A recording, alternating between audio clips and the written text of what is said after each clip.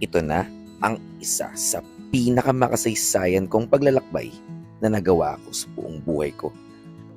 This is XP with Sir Epi, the breathtaking Batanes. Tara na ha! Alam natin na ang Batanes ang dulong hilagang probinsya ng ating bansa.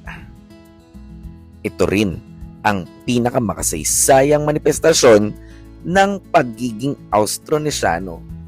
Ang mga Ivatan ang isa sa pinakamagandang halimbawa ng transisyon mula sa pagkakaroon natin ng sinaunang tao na hanggang sa kasalukuyan ay mababanag ang matandang tradisyon at kultura ng isang probinsya. Mababakas ang paglalakbay natin sa breathtaking Batanes na ito. At ito na nga, this is where the road or the Philippine Road ends.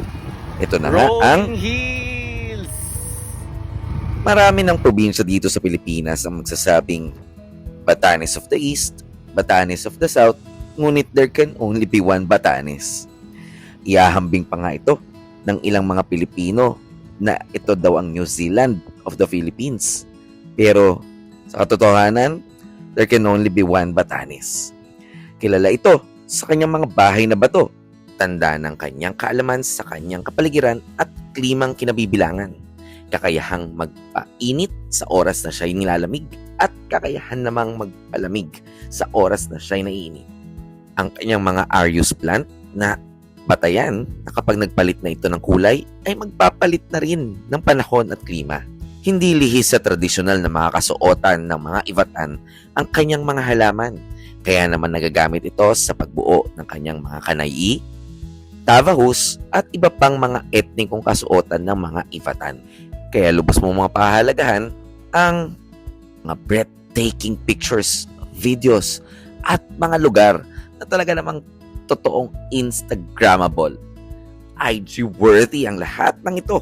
Sa karanasan ko ngang ito, napatunayan kong hindi hiwalay ang kultura, kapaligiran, magandang turismo sa isang paglalakbay.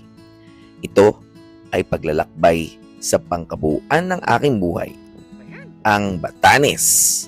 Napuntahan natin ang tanyag na Blow Your Horn at ang Rakupayaman na talaga namang hindi mo masasabing nagpunta ka rito na hindi ka magpapapicture dito sa rancho ng mga baka nila.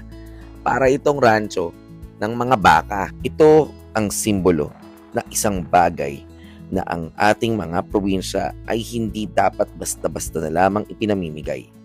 Sino man ang umangkin dito ay hindi dapat natin ito pakawalan. Kinakailangan nating depensahan dahil ito ay atin. Ang Batanes ay bahagi ng Pilipinas. Kaya hanggang sa muling paglalakbay.